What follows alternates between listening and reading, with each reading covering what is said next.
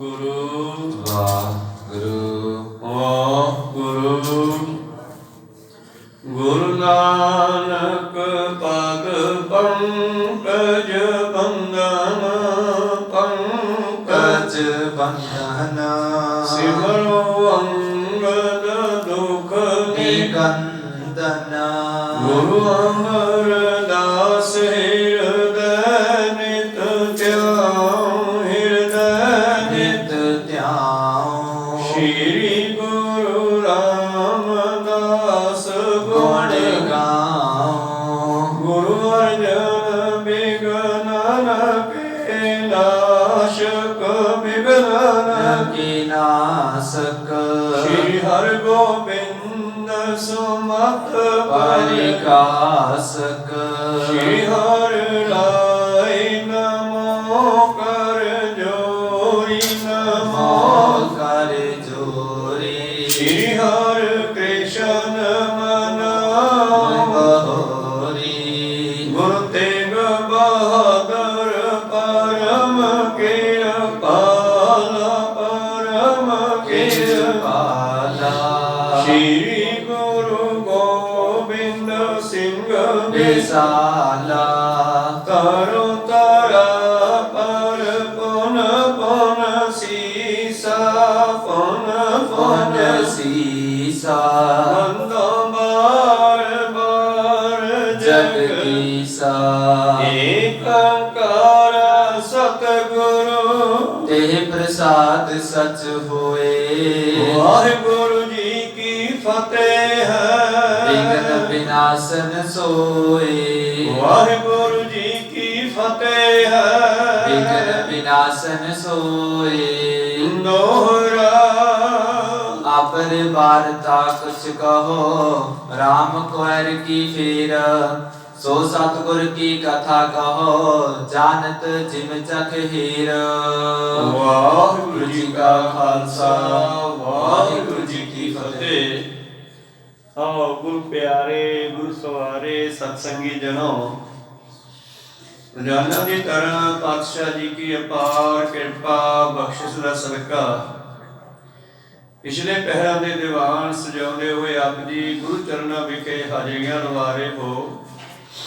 ਆਓ ਲੜੀਵਾਰ ਇਤਿਹਾਸ ਦੀ ਕਥਾ ਵਿਚਾਰ ਨਾਲ ਜੁੜਨਾ ਕਰੀਏ ਜੀ। ਆਪਾਂ ਵਿਚਾਰਾਂ ਸਰਵਣ ਕਰ ਰਹੇ ਸੀ ਜਦੋਂ ਧੰਨ ਧੰਨ ਸ੍ਰੀ ਗੁਰੂ ਗੋਬਿੰਦ ਸਿੰਘ ਜੀ ਮਹਾਰਾਜ ਜੀ ਦੇ ਕੋਲ ਸਤਿਗੁਰਾਂ ਦੇ ਹੁਕਮਾਂ ਅੰਦਰ ਹੀ ਰਾਮ ਕੋਇਲ ਜੀ ਗੁਰਬਖਸ਼ ਸਿੰਘ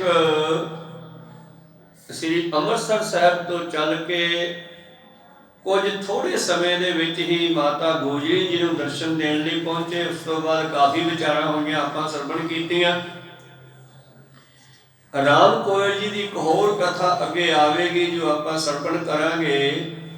ਧੰਨ ਧੰਨ ਸ੍ਰੀ ਗੁਰੂ ਗੋਬਿੰਦ ਸਿੰਘ ਜੀ ਦਾ ਇਤਿਹਾਸ ਅੱਗੇ ਚੱਲਦਾ ਹੈ। ਆਓ ਇਸ ਨੂੰ ਪ੍ਰੰਭ ਕਰਕੇ ਸਰਵਣ ਕਰਦੇ ਹਾਂ ਕਿ ਕਿਸ ਤਰ੍ਹਾਂ ਧੰਨ ਧੰਨ ਸ੍ਰੀ ਗੁਰੂ ਗੋਬਿੰਦ ਸਿੰਘ ਮਹਾਰਾਜ ਜੀ ਨੇ ਆਉਣ ਵਾਲੇ ਸਮੇਂ ਦੇ ਲਈ ਰਾਮ ਕੋਇਲ ਜੀ ਦੇ ਨਾਲ ਹੋਰ ਵੀ ਵਿਚਾਰਾਂ ਕੀਤੀਆਂ।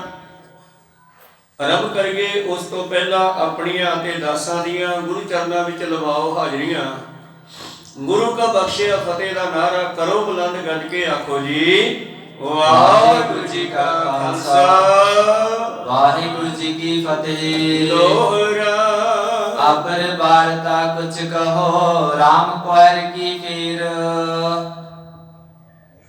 ਧੰਨ ਧੰਨ ਸਾਹਿਬ ਸ੍ਰੀ ਗੁਰੂ ਗੋਬਿੰਦ ਸਿੰਘ ਮਹਾਰਾਜ ਦਾ ਇਤਿਹਾਸ ਭਾਈ ਸਾਹਿਬ ਭਾਈ ਸੰਤੋਖ ਸਿੰਘ ਕਵੀ ਨੇ ਲੜੀਵਾਰ ਲਿਖਣਾ ਕੀਤਾ ਹੈ।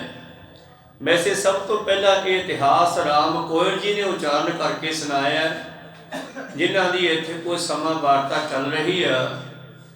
ਆਓ ਸਤਿਗੁਰੂ ਗੋਬਿੰਦ ਸਿੰਘ ਜੀ ਦੀ ਕਥਾ ਨੂੰ ਸਰਵਣ ਕਰਦੇ ਹਾਂ, ਜਿਨ੍ਹਾਂ ਨੇ ਸੋ ਸਤਿਗੁਰ ਕੀ ਕਥਾ ਕਹੋ ਜਾਨਤ ਜਿਮ ਚਹ ਖੀਰ।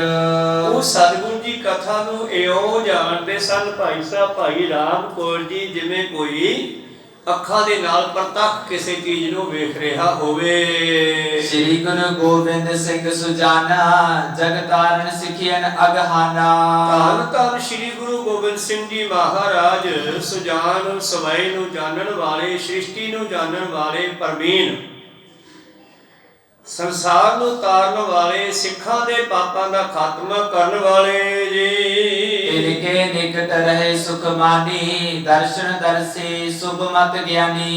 और कई दिन फिर राम कोयल जी ने सतगुरु गोबिंद सिंह जी की संगत की और माता की भावना पूरी की। उन्होंने सुखमनी साहब की पंक्ति पढ़दे इच्छा बनाई सी कोई इहो जिहा सिख दिखाओ कैसा जिहदा जीवन इहो जिहा होवे, जैसा सवन तैसी उस माटी, तैसा अमृत तैसी बेखाटी, तैसा मान तैसा विमान, तैसा रंग तैसा राजान, जो वरताए साई जुगत। इहो जिहा कोई सिख है? अपने पुत्र बाला प्रीतम गोबिंद राय गुरु गोबिंद सिंह जी नूं पुछया ते बादशाह कहंदे माता जी कल नूं दर्शन कर लिओ, पर प्रशादा उन्हां दे आया तो छकिओ। ते इधरों सतगुरु जी ने सुरत के नाल ही राम कोयल जी नूं खिच लिया ते राम कोयल जी दूसरे दिन तड़के अमृत वेले सनेहा चले ते दोपहर नूं गुरु प्यारिओ पहुंच गए हन माता जी की हजूरी दे विच, दर्शन दिते, भोजन छकिया।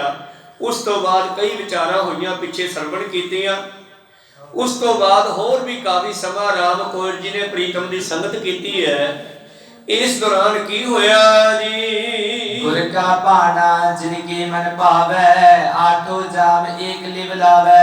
बाबा राम कोयल जी जेड़े भाणे नूं मनण वाले सन, भावें कि सहज अवस्था विच टिके हुए सन। पिछे आपां एक साखी सरवण कीती सी ना कि पातशाह ने कहा लुट लो प्रसाद, कड़ाहा बना के प्रसाद दा रख दिता, कहंदी अज आप ही लुट लो। सारियां ने लुटिया, बुक भर भर के लै गए, पर राम कोयल जी ने लुटिया ना।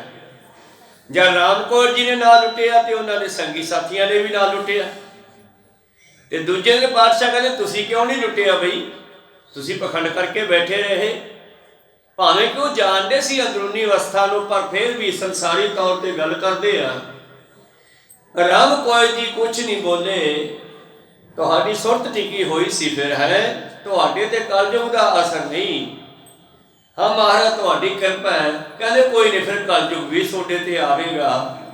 राम कोयल जी ने यह नहीं कहा ना महाराज ना सानू कलयुग तो बचा के रखो, कहते जी आउण दिओ, पर कृपा करियो जिन्ना चिर मेरा ते मेरे पुत्र दा जन्म है उन्ना चिर ना आवे। जदों अगे जाके पुत्र दे पुत्र हो जावे फिर भावें आ जावे। को सतनाम। ये विचारां पिछे होईयां सी। भा भाणे नूं मनण वाले राम कोयल जी, गुर पंकज पर प्रेम पारा, हृदय निरंतर रहे सारा। जिन्हां दा राम कोयल जी उर्फ गुरबख्श सिंह बाबा बुढ़ा जी दी वंश दे ओ साहिबजादे ओ बच्चे जिन्हां ने गुरु गोबिंद सिंह जी नूं 2 साल की उम्र विच तिलक दिता सी। भाव एक रस्म सी जिहड़ी उस वेले राम कौर जी 2 साल दे सन और इन्हां दे गुठे नाल तिलक लवाया गया सी गुरु गोबिंद सिंह जी नूं गुरता गद्दी दा। जदों आप जी 9 साल दे सन गुरु तेग बहादुर जी तो बाद ਉਹ ਰਾਮ ਕੋयल जी ਹੁਣ ਤਾਂ ਕਾਫੀ ਵੱਡੇ ਹੋ ਗਏ। ਗੁਰੂ ਗੋਬਿੰਦ ਸਿੰਘ ਜੀ ਵੀ 25 ਸਾਲ ਦੇ ਲਗਭਗ 20-25 ਸਾਲ ਦੇ ਹੋ ਗਏ ਹਨ ਤੇ ਉਹ ਵੀ ਵੱਡੇ ਹੋ ਗਏ ਹਨ ਤੇ ਅੱਜ ਮਿਲਣ ਵਾਸਤੇ ਆਏ ਹਨ ਤੇ ਕਾਫੀ ਗੱਲਾਂ ਬਾਤਾਂ ਹੋਈਆਂ। ਬਾਬਾ ਰਾਮ ਕੌਰ ਜੀ ਜਿਹੜੇ 8 ਪਹਿਰ ਸਤਿਗੁਰ ਦੇ ਚਰਨਾਂ ਨਾਲ ਜੁੜੇ ਰਹਿਣ ਵਾਲੇ, ਗੁਰੂ ਚਰਨਾਂ ਨਾਲ ਬੜਾ ਪਿਆਰ ਕਰਦੇ ਹਨ। हृदय निरंतर रहे एक सारा, सहज अवस्था विच लगातार टिकण वाले। तो गुरु जी की करनी जमाया, राम कोयल कहो मन फरमाया। पर सतगुरु जी ने अपनी माया दे नाल राम कोयल जी दा मन भरमा दिता। भाव सतगुरु जी ने अपनी माया दा प्रभाव उहदे उत्ते पा के देखिया है जी। इसमें कछ शंका न कीजै, पूर्व केतक भी लख लीजै। हुण सिखो किते ये ना सोचियो भी गुरु साहब ने ऐ क्यों कहा भी तुहाडे भी कलयुग आवेगा तां चंगी गल नहीं। ये गुरु साहब ने अपनी मर्जी चला के देखी ते अगों राम कौर जी ने बेअंत पावर हुंदियां होइयां भी 7 वचन कह के प्रवान कीती। इहनूं कहंदे भाना मनना। इहो जे बहुत सारे पहला भी कथा वार्ता होइयां हन। माया प्रबल परमण करे, असने को तिस छिन रह थिरे। और जदों परमेश्वर दी माया पैंदी है ना फिर तां बड़े बड़े डोल जांदे आ। ब्रह्मा डोल गया, परमेश्वर ने माया पा के देखी, ब्रह्मा अपनी धी दे उत्ते ही मोहित हो गया। उदों ही उहदे 4 मूँह निकले सन। को सतनाम। ਇਸ ਕਰਕੇ ਕਿਉਂਕਿ ਉਹਨੇ ਕਹਿ ਦਿੱਤਾ ਸੀ ਕਿਤੇ ਵਿਸ਼ਨੂੰ ਨੂੰ ਕਿ ਮੈਂ ਕਾਮ ਵਾਸ਼ਨਾ ਤੇ ਕਾਬੂ ਪਾ ਲਿਆ। ਉਹ ਕਹਿਣ ਲੱਗਿਆ ਏਦਾਂ ਨਹੀਂ ਕਹੀਦਾ ਹੁੰਦਾ, ਜੇ ਕਾਬੂ ਪਾ ਲਿਆ ਠੀਕ ਹੈ, ਹੰਕਾਰ ਨਹੀਂ ਕਰਦੇ ਹੁੰਦੇ, ਪਤਾ ਨਹੀਂ ਇਹਨਾਂ ਚੀਜ਼ਾਂ ਦਾ ਕਦੋਂ ਹਮਲਾ ਕਰ ਦੇਣ। ਫਿਰ ਉਹਨੇ ਕਹਿੰਦੇ ਵਿਸ਼ਨੂੰ ਨੇ ਹੀ ਉਸ ਦੀ ਲੜਕੀ ਦਾ ਰੂਪ ਧਾਰ ਕੇ, ਇਸਤਰੀ ਰੂਪ ਧਾਰ ਕੇ ਉਹਦੇ ਡੇਰੇ 'ਚ ਆਉਣਾ ਕੀਤਾ। ਠੁਰ ਠੁਰ ਕਰਦਾ ਮਹਾਰਾਜ ਮੈਨੂੰ ਰਸਤਾ ਭੁੱਲ ਗਿਆ, ਮੈਂ ਰਸਤੇ ਵਿੱਚ ਭਟਕ ਗਈ, ਜੰਗਲ ਵਿੱਚ ਭਟਕ ਗਈ, ਮੈਂ ਤੁਹਾਡੀ ਕੁਟੀਆ 'ਚ ਰਾਤ ਕੱਟ ਲਵਾਂ। ਉਹ ਤਾਂ ਸਾਧ ਦਾ ਮਨ ਠੀਕ ਸੀਗਾ ਤੇ ਕਹਿਣ ਲੱਗਿਆ ਕੋਈ ਨਹੀਂ ਬੇਟਾ, ਤੁਸੀਂ ਅੰਦਰ ਪੈ ਜਾਓ, ਅਸੀਂ ਬਾਹਰ ਪੈ ਜਾਂਦੇ ਹਾਂ। ਸੀ ਵਿਸ਼ਨੂੰ ਅਸਲ ਵਿੱਚ ਆਪ, ਤੇ ਅੰਦਰ ਵੜ ਕੇ ਇਹਦੇ ਪੈਰਾਂ 'ਚ ਝਾਂਜਰਾਂ ਸੀ, ਉਹ ਖੜਕਾਉਣੀਆਂ ਸ਼ੁਰੂ ਕੀਤੀਆਂ। ਜੋ ਝਾਂਜਰਾਂ ਦਾ ਖੜਕਾ ਕੰਨਾਂ 'ਚ ਪਿਆ ਤੇ ਇੱਧਰੋਂ ਬ੍ਰਹਮਾ ਜੀ ਡੋਲ ਗਏ। ਉਹ ਕਹਿੰਦੇ ਬਾਹਰ ਖੋਲੋ। ਉਹ ਕਹਿੰਦੀ ਨਾ ਵੀ ਬਾਬਾ ਜੀ ਨਾ ਨਾ, ਮੈਂ ਨਹੀਂ ਹੁਣ ਬਾਹਰ ਖੋਲ ਸਕਦੀ। ਤਾਂ ਗੁਰੂ ਪਿਆਰਿਓ ਐਸਾ ਵਿਕਾਰ ਦਾ ਵਿਸ਼ੇ ਵਿਕਾਰਾਂ ਦਾ ਪ੍ਰਭਾਵ ਪਿਆ। ਬ੍ਰਹਮਾ ਨੇ ਕਹਿੰਦੇ ਛੱਤ ਭੰਨ ਲਈ, ਕਿ ਛੱਤ ਭੰਨ ਕੇ ਉੱਤੋਂ ਦੀ ਟੱਪ ਗਿਆ ਤੇ ਉਹ ਬੀਬੀ ਅੰਦਰੋਂ ਬਾਹਰ ਖੋਲ ਕੇ ਭੱਜ ਲਈ। ਮਗਰ ਇਹ ਭੱਜਿਆ, ਕਾਫੀ ਦੂਰ ਭਜਾਇਆ ਬ੍ਰਹਮਾ ਨੂੰ। ਅੱਗੇ ਜਾ ਕੇ ਕਿਸੇ ਓਹਲੇ 'ਚ ਹੋ ਕੇ ਵਿਸ਼ਨੂੰ ਨੇ ਰੂਪ ਬਦਲ ਲਿਆ। ਜਦੋਂ ਬ੍ਰਹਮਾ ਪਹੁੰਚਿਆ ਕਹਿੰਦਾ ਓਏ ਤੂੰ, ਕਹਿੰਦਾ ਮੈਂ ਤੈਨੂੰ ਇਹੀ ਤਾਂ ਕਿਹਾ ਸੀ ਨਾ ਵੀ ਹੰਕਾਰ ਨਹੀਂ ਕਰੀਦਾ ਹੁੰਦਾ। ਜੋ ਵੀ ਕੰਮ ਹੋ ਗਿਆ ਚੰਗੀ ਗੱਲ ਹੈ। ਗੁਰਸਿੱਖ ਜਦੋਂ ਵੀ ਗੱਲ ਕਰੇਗਾ ਤਾਂ ਕਹੇਗਾ ਗੁਰੂ ਦੀ ਕਿਰਪਾ ਨਾਲ, ਇਹ ਨਹੀਂ ਕਹੇਗਾ ਕਿ ਮੈਂ ਕਰ ਲਿਆ। ਇਸੇ ਕਰਕੇ ਬਚਨ ਬਣਾਇਆ ਵਾਹਿਗੁਰੂ ਜੀ ਕਾ ਖਾਲਸਾ ਵਾਹਿਗੁਰੂ ਜੀ ਕੀ ਫਤਿਹ। ਇਹ ਖਾਲਸਾ ਗੁਰੂ ਕਾ ਹੈ, ਜੋ ਇਹਨੇ ਪ੍ਰਾਪਤੀ ਕੀਤੀ ਉਹ ਵੀ ਗੁਰੂ ਕੀ ਕਿਰਪਾ ਨਾਲ ਹੋਈ ਆ। ਤਾਂ ਖੈਰ ਉੱਥੇ ਇੱਕ ਗਿਆਨ ਦੀ ਗੱਲ ਹੈ ਇਸ ਕਹਾਣੀ ਦੇ ਵਿੱਚ, ਮਨੋਬਿਰਤੀਆਂ ਉੱਥੇ ਰੱਖੀਏ। ਤਾਂ ਇਹ ਜਦੋਂ ਮਾਇਆ ਕਿਸੇ ਤੇ ਪੈਂਦੀ ਆ, ਵੱਡਿਆਂ ਵੱਡਿਆਂ ਨੂੰ ਡੁਲਾ ਦਿੰਦੀ ਹੈ। ਸਤਿਗੁਰ ਦੇ ਨਿਜ ਹੱਥ ਬਚਾਵੇ, ਸੋ ਉਬਰੇ ਮਨ ਨਹੀਂ ਡੁਲਾਵੇ। ਇਹ ਤਾਂ ਭਾਈ ਜਿਹਨੂੰ ਗੁਰੂ ਹੱਥ ਦੇ ਕੇ ਬਚਾ ਲਵੇ ਉਹੀ ਬਚ ਸਕਦਾ, ਜਿਵੇਂ ਭਾਈ ਜੋਗੇ ਨੂੰ ਬਚਾਇਆ। ਜੋਗੇ ਤੇ ਮਾਇਆ ਪਾਈ ਸਤਿਗੁਰ ਨੇ ਜਾਣ ਕੇ। ਬਚਪਨ ਵਿੱਚ ਗੱਲ ਹੋਈ, ਹਾਂ ਭਾਈ ਕੀ ਨਾ ਤੇਰਾ ਜੀ? ਜੋਗਾ। ਕਿਹਦੇ ਜੋਗਾ ਜੀ? ਸੋਡੇ ਜੋਗਾ। ਚੰਗਾ ਫਿਰ ਤੂੰ ਮੇਰੇ ਜੋਗਾ ਤਾਂ ਮੈਂ ਤੇਰੇ ਜੋਗਾ। ਇੱਕ ਦਿਨ ਫਿਰ ਲੈ ਲਏ ਪੇਪਰ। ਪਰਿਵਾਰ ਫਿਰ ਆ ਗਿਆ ਮੁਲਤਾਨ ਤੋਂ, ਕਹਿਣ ਲੱਗੇ ਜੀ ਬੱਚਾ ਵੱਡਾ ਹੋ ਗਿਆ, ਇਹਦਾ ਵਿਆਹ ਨਾ ਕਰ ਦਈਏ। ਕਹਿੰਦੇ ਕਰ ਦਿਓ, ਲੈ ਜਾਓ ਭਾਈ। ਲੈ ਗਏ ਵਿਆਹ ਕਰਨ ਵਾਸਤੇ। ਮਗਰੇ ਇੱਕ ਸਿੱਖ ਨੂੰ ਚਿੱਠੀ ਦੇ ਕੇ ਭੇਜਤਾ, ਕਹਿੰਦੀ ਆ ਚਿੱਠੀ ਲੈ ਜਾ, ਮਗਰੇ ਜਾ। ਜਦੋਂ ਇਹ ਬਰਾਤ ਜਾਵੇ ਮਗਰ ਚਲਿਆ ਜਾਏ, ਪਰ ਸਾਹਮਣੇ ਨਹੀਂ ਹੋਣਾ। ਉਹਦੇ ਜੋਗੇ ਨੂੰ ਪਤਾ ਨਾ ਲੱਗੇ ਵੀ ਉੱਥੋਂ ਮੇਰਾ ਕੋਈ ਸੰਗੀ ਸਾਥੀ ਆਇਆ। ਤੇ ਜਦੋਂ ਦੋ ਲਾਵਾਂ ਹੋ ਜਾਣ, ਚਿੱਠੀ ਖੋਲ ਕੇ ਉਹਦੀਆਂ ਅੱਖਾਂ ਦੇ ਮੂਹਰੇ ਕਰ ਦਿੱਤੀ। ਸਿੱਖ ਨੇ ਚਿੱਠੀ ਨਹੀਂ ਖੋਲੀ ਰਸਤੇ ਵਿੱਚ ਕਿਤੇ ਵੀ। ਵਚਨ ਮੰਨਦਿਆਂ ਹੋਇਆਂ ਬਰਾਤ ਦੇ ਨਾਲ ਕਿਵੇਂ ਕਿਵੇਂ ਚਲਿਆ ਗਿਆ ਲੁਕ ਛੁਪ ਕੇ, ਜੋਗੇ ਦੇ ਸਾਹਮਣੇ ਨਹੀਂ ਗਿਆ। ਜਦੋਂ ਦੋ ਲਾਵਾਂ ਹੋ ਗਈਆਂ ਤੇ ਚਿੱਠੀ ਖੋਲ ਕੇ ਮੂਹਰੇ ਕਰਤੀ, ਤੇ ਚਿੱਠੀ ਤੇ ਲਿਖਿਆ ਸੀ ਜੋਗਾ ਸਾਹਿਬ ਜਿੱਥੇ ਬੈਠਾ ਜੋ ਕਰਦਾ ਛੱਡ ਕੇ ਹੁਣੇ ਆ ਜਾ। ਕੋਈ ਸਤਿਨਾਮ। ਤੇ ਜੋਗਾ ਜੀ ਚੱਲ ਪਏ। ਤਾਂ ਗੁਰੂ ਪਿਆਰਿਓ ਹੁਣ ਰਸਤੇ ਵਿੱਚ ਹੰਕਾਰ ਹੋ ਗਿਆ, ਬਈ ਮੈਂ ਕਿੱਡਾ ਵੱਡਾ ਸਿੱਖ ਹਾਂ, ਦੇਖੋ ਘਰ ਵਾਲੀ ਨੂੰ ਦੋ ਲਾਵਾਂ ਲੈ ਕੇ ਛੱਡਿਆ ਆ। ਤਾਂ ਗੁਰੂ ਪਿਆਰਿਓ ਜਦੋਂ ਇਹ ਬਚਨ ਦਿਮਾਗ 'ਚ ਆਇਆ ਨਾ, ਇਹ ਪੰਜੇ ਵਿਕਾਰਾਂ ਦਾ ਮੁਖੀ ਆ ਹੰਕਾਰ। ਪਹਿਲਾਂ ਹੰਕਾਰ ਆਉਂਦਾ, ਮਗਰੇ ਫੌਜ ਆ ਜਾਂਦੀ ਆ। ਤਾਂ ਜਦੋਂ ਹੰਕਾਰ ਆਇਆ, ਆ ਹੁਸ਼ਿਆਰਪੁਰ ਆ ਕੇ ਇਹਨੇ ਰਾਤ ਕੱਟੀ। ਇਹ ਰਾਤ ਕੱਟਦਿਆਂ ਹੋਇਆ ਰੋਟੀ ਪਾਣੀ ਛਕ ਕੇ ਘੋੜੀ ਬੰਨ੍ਹ ਦਿੱਤੀ, ਕਮਰਾ ਲੈ ਲਿਆ ਰਾਤ ਕੱਟਣ ਨੂੰ ਕਿਤੇ ਸਰਾਂ 'ਚ। ਤੇ ਸੋਚਿਆ ਚੱਲ ਬਾਜ਼ਾਰ ਵੇਖੀਏ ਘੁੰਮ ਕੇ ਇੱਥੋਂ ਦਾ ਕਿਹੋ ਜਿਹਾ। ਘੁੰਮਦਾ ਘੁੰਮਦਾ ਬੇਸਵਾ ਦੀ ਗਲੀ 'ਚ ਵੜ ਗਿਆ ਜਾ ਕੇ। ਕੋਈ ਸਤਿਨਾਮ। ਜਿੱਥੇ ਬੇਸਵਾਵਾਂ ਰਹਿੰਦੀਆਂ ਸੀ, ਔਰ ਚੁਬਾਰਿਆਂ ਦੇ ਉੱਪਰ ਪਰਛੱਤੀਆਂ ਉੱਤੇ ਜਿਵੇਂ ਆਹ ਬਾਦਰਿਆਂ ਤੇ ਖੜੀਆਂ ਹੁੰਦੀਆਂ ਸ਼ਿੰਗਾਰ ਕਰਕੇ। ਜੋਗੇ ਦਾ ਮਨ ਭਰਮ ਗਿਆ। ਗੁਰੂ ਪਿਆਰਿਓ ਟਾਈਮ ਜਿਹਾ ਵੇਖ ਕੇ ਰਾਤ ਨੂੰ ਚੱਲ ਪਿਆ। ਜਦ ਇੱਕ ਬੇਸਵਾ ਦੇ ਦਰ ਦੇ ਮੂਹਰੇ ਪੌੜੀਆਂ ਦੇ ਕੋਲ ਗਿਆ ਤੇ ਅੱਗੋਂ ਪਹਿਰੇਦਾਰ ਖੜਾ, ਸੰਗ ਦਾ ਮੁੜਿਆ ਆ ਵੀ ਯਾਰ ਬੰਦਾ ਖੜਾ ਕੋਈ। ਫਿਰ 2 ਘੰਟਿਆਂ ਬਾਅਦ ਚਲਿਆ ਗਿਆ। ਜਦ ਟੱਪਣ ਲੱਗੇ ਉਹਦੇ ਕੋਲ ਦੀ, ਕਹਿੰਦਾ ਖੜ ਜਾ, ਤੂੰ ਕਿੱਧਰ ਚੱਲੇ ਆ? ਕਹਿੰਦਾ ਉੱਪਰ। ਕਹਿੰਦਾ ਤੂੰ ਨਹੀਂ ਜਾਣਾ, ਜਦ ਮੁੜ ਜਾ ਇੱਥੋਂ। ਕੋਈ ਸਤਿਨਾਮ। ਗੱਲ ਮੁਕਾਓ ਕਿ ਤੜਕੇ 3-4 ਵਜੇ ਫਿਰ ਚੱਲ ਪਿਆ ਉੱਠ ਕੇ, ਕਿਉਂਕਿ ਮਨ ਬੜਾ ਪਰਬਲ ਹੈ। ਜਦੋਂ ਮਾਇਆ ਪੈਂਦੀ ਆ ਮਨੁੱਖ ਦੇ ਉੱਤੇ ਫਿਰ ਵੱਡੇ ਵੱਡੇ ਡੋਲ ਜਾਂਦੇ ਆ। ਜੋ 3 ਵਜੇ ਫੇਰ ਗਿਆ ਨਾ, 4 ਵਜੇ ਉਹ ਪਹਿਰੇਦਾਰ ਫੇਰ ਖੜਾ ਹੈ। ਕਹਿੰਦਾ ਕਿੱਧਰ ਚੱਲੇ ਆ? ਕਹਿੰਦਾ ਯਾਰ ਮੈਂ 2-3 ਮਿੰਟ ਤੋਂ ਮੁੜ ਗਿਆ। ਕਹਿੰਦੇ ਤੈਨੂੰ ਮੁੜਨਾ ਚਾਹੀਦਾ ਹੈ, ਮੈਨੂੰ ਤੂੰ ਸਿੱਖ ਲੱਗਦਾ ਯਾਰ, ਤੇਰੇ ਪੱਗ ਬੰਨੀ ਆ, ਤੂੰ ਕਿੱਧਰ ਪੁੱਠ ਪੈ ਚੱਲੇ ਆ? ਆਹ ਤਾਂ ਨਾਮ ਜਪਣ ਦਾ ਟਾਈਮ ਹੁੰਦਾ ਹੈ। ਕੋਈ ਸਤਿਨਾਮ। ਬਸ ਐਸਾ ਦਿਮਾਗ ਦੇ ਵਿੱਚ ਬਚਨ ਉਸ ਪਹਿਰੇਦਾਰ ਦਾ ਵੱਜਿਆ ਹਥੌੜੇ ਵਾਂਗੂ ਤੇ ਉੱਥੋਂ ਹੀ ਸ਼ਰਮਾਉਂਦਾ ਹੋਇਆ ਵਾਪਸ ਮੁੜ ਆਇਆ। ਘੋੜੀ ਖੋਲੀ, ਸਮਾਨ ਸਾਂਭਿਆ, ਸਰਾਂ ਨੂੰ ਕਮਰਾ ਸੰਭਾ ਕੇ ਤੁਰ ਪਿਆ। ਹੁਣ ਨਿੰਮੋ ਝੂਣਾ ਪਰੇਸ਼ਾਨ ਹੈ, ਉਹ ਮਨਾ ਕਿੱਥੇ ਚੱਲ ਪਿਆ ਸੀ, ਕਿੱਧਰ ਚੱਲੇ ਅਸੀਂ ਪੁੱਠੇ ਪਾਸੇ। ਕੱਲ ਤੂੰ ਕਹਿੰਦਾ ਸੀ ਮੇਰੇ ਵਰਗਾ ਸਿੱਖ ਕੋਈ ਨਹੀਂ, ਤੇ ਅੱਜ ਵੀ ਤੇਰੇ ਵਰਗਾ ਸਿੱਖ ਕੋਈ ਨਹੀਂ ਹੋਣਾ। ਕੋ ਸਤਿਨਾਮ। ਤੇ ਗੁਰੂ ਪਿਆਰੋ ਚਲੋ ਚਾਲ ਨਿੰਮੋ ਝੂਣਾ ਹੋਇਆ, ਚਲਿਆ ਆਨੰਦਪੁਰ ਸਾਹਿਬ ਦੇ ਵੱਲ। ਤੇ ਅੱਗੇ ਦੀਵਾਨ ਸਜਿਆ, ਪ੍ਰੀਤਮ ਬੈਠੇ ਆ, ਤੇ ਸਾਹਮਣੇ ਜੋਗਾ ਜੀ ਆ ਗਏ। ਤੇ ਪਾਤਸ਼ਾਹ ਨੂੰ ਦੇਖ ਕੇ ਨਾ ਝੂਮਣ ਜਿਹੇ ਲੱਗੇ, ਜਿਵੇਂ ਰਾਤ ਨੂੰ ਸੁੱਤੇ ਨਹੀਂ ਹੁੰਦੇ, ਨੀਂਦ ਵਾਲੀ ਆਈ। ਤੇ ਸੰਗਤਾਂ ਕਹਿੰਦੀਆਂ ਪਾਤਸ਼ਾਹ ਕੀ ਗੱਲ ਰਾਤ ਨੀਂਦ ਨਹੀਂ ਆਈ? ਜੇ 2-4 ਵਾਰ ਡਿੱਕ ਡੋਲੇ ਜੇ ਏਦਾਂ ਖਾਦੇ ਜਿਵੇਂ ਨੀਂਦ ਆਈ ਹੋਵੇ। ਤੇ ਇੰਨੇ ਜੋਗਾ ਆ ਗਿਆ। ਤੇ ਪਾਤਸ਼ਾਹ ਜੀ ਕਹਿੰਦੇ ਆ ਜੋਗੇ ਨੂੰ ਪੁੱਛ ਲਓ, ਸਾਰੀ ਰਾਤ ਹੀ ਤੁਰਿਆ ਫਿਰਦਾ ਰਿਹਾ, ਨਾ ਆਪ ਸੁੱਤਾ ਨਾ ਮੈਨੂੰ ਸੌਣ ਦਿੱਤਾ। ਕੋ ਸਤਿਨਾਮ। ਬਸ ਫਿਰ ਤਾਂ ਝੰਗਿਆੜਾ ਨਿਕਲ ਗਈਆਂ ਭਾਈ ਜੋਗੇ ਦੀਆਂ। ਤੇ ਗੁਰੂ ਪਿਆਰਿਓ ਚਰਨ ਫੜ ਕੇ ਜਿਉਂ ਰੋਣ ਲੱਗਿਆ, ਜਿਉਂ ਰੋਲ ਗਿਆ, ਪਾਤਸ਼ਾਹ ਕਹਿੰਦੇ ਰੋਲਾ, ਜਿਹੜਾ ਵਕਾਰ ਅੰਦਰ ਇਕੱਠਾ ਹੋਇਆ ਨਾ ਉਹ ਧੋਤਾ ਜਾਵੇ ਸਾਰਾ ਅੰਦਰੋਂ। ਕੋ ਸਤਿਨਾਮ। ਮਹਾਰਾਜ ਬਖਸ਼ ਲੋ। ਕਹਿੰਦੇ ਬਖਸ਼ ਲਿਆ, ਜੇ ਨਾ ਬਖਸ਼ਿਆ ਹੁੰਦਾ ਤੂੰ ਉੱਥੇ ਫਸ ਜਾਂਦਾ। ਤਾਂ ਇਹ ਤੇਰਾ ਵਾਅਦਾ ਹੋਇਆ ਸੀ ਨਾ, ਤੂੰ ਕਿਹਾ ਸੀ ਤੁਹਾਡੇ ਜੋਗਾ, ਤੇ ਮੈਂ ਵੀ ਕਿਹਾ ਸੀ ਮੈਂ ਤੇਰੇ ਜੋਗਾ। ਉਹ ਮੈਂ ਤਾਂ ਤੈਨੂੰ ਪਰਖਿਆ ਤੇ ਤੂੰ ਵੀ ਮੈਨੂੰ ਕਿੱਥੇ ਪਰਖਿਆ, ਪਰ ਬਚ ਗਿਆ। ਇਸ ਤਰ੍ਹਾਂ ਇਹ ਮਾਇਆ ਬੜੀ ਪ੍ਰਬਲ ਹੈ, ਇਹ ਤਾਂ ਵੱਡਿਆਂ ਵੱਡਿਆਂ ਨੂੰ ਨਹੀਂ ਛੱਡਦੀ। ਹਾਂ ਜੇ ਗੁਰੂ ਸਿਰ ਤੇ ਹੱਥ ਰੱਖੇ ਤੇ ਬਚਾ ਲੈਂਦਾ ਹੈ। ਕਾਂਗ ਕੋ ਸੁੰਡ ਖੰਗੇਸ ਜੋ ਹੈ, ਪ੍ਰਭੂ ਸਮੀਪੀ ਜੋ ਨਿਤ ਰਹੈ। ਆਓ ਇੱਕ ਪਹਿਲਾ ਰਿਸ਼ੀ ਹੋਇਆ ਕਾਂਗ ਸੁੰਡ, ਜਿਹੜਾ ਪਰਮੇਸ਼ਰ ਦੇ ਬੜਾ ਸਮੀਪੀ ਸੀ, ਜਿਹੜਾ ਪਰਮੇਸ਼ਰ ਦੇ ਬੜਾ ਨੇੜੇ ਸੀ।